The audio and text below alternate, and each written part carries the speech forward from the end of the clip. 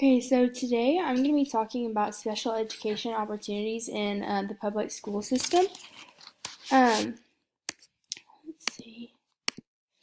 So my topic of interest is the special education opportunities in public education.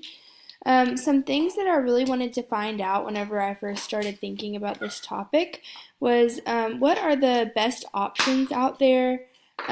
What are some examples of the accommodations that students with special needs can receive? And then also, like, how does it get easier and or harder as the students get older?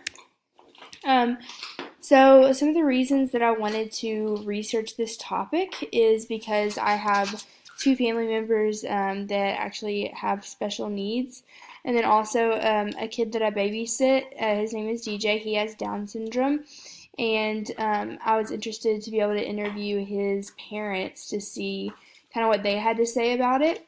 And then I could potentially work with special education students whenever I become a speech therapist, and it would just be helpful for me to know some of these things before going into that line of work. So first, I'm going to talk about my interview with Kim and Corey. So DJ, he is 5 years old. He has Down syndrome. He is a part of ESP, and that stands for Extra Special People, and that is just a after-school program that he goes to that helps out his mom while she's working. So some accommodations that he can receive in the classroom. He's very young, so there's really not a lot that he has to receive right now, but he does, whenever he's working, they try to put him into smaller groups, and they have a lot of repetition for him. He learns better whenever things are repeated constantly.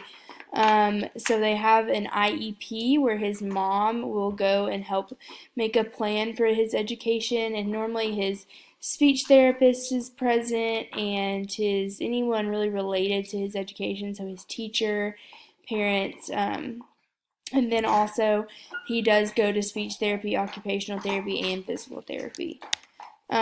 So the goal of educators with this is just helping to build accommodative learning opportunities.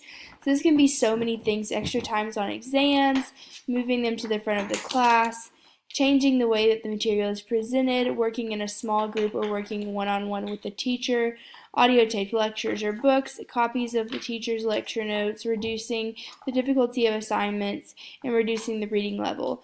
So there's many others depending on the need of the student, because every student is so different. There may be one with Down syndrome who has more trouble with his speech, and then you may have someone with autism that has trouble with focus, ADHD. There's so many different needs that these students may have, and so the accommodations will change depending on what that special need is. So for this project, I used the internet a lot. I looked at some articles talking about this topic. I also am in a special education class right now online. It's called SPO 2000, and so I used that textbook a lot whenever I was looking at some of these things. And then also the interview with Kim and Corey was very helpful. So everything went very well. If there was anything that I would redo, it's that I would interview more people related to this topic. So like a speech therapist or a teacher, I had plans to do this and just never was able to find someone that could get the interview done before this project was due. So telling other people, like, I think it's so important for people to be aware of these things, and what it helps for them to be educated, because if there's parents who have their children in the same classroom as a student with a special need, they need to be aware that, like, it's okay for these other students to get these special accommodations even though their child isn't receiving these, that there's reasons behind them. And then because some people with a disability, like, it may not be obvious. They may seem like any other kid. So thank you for your time. I really, really enjoyed looking up at this topic and figuring out, like, what what they can receive and how it changes as they get older. Again, thank you so much for your time.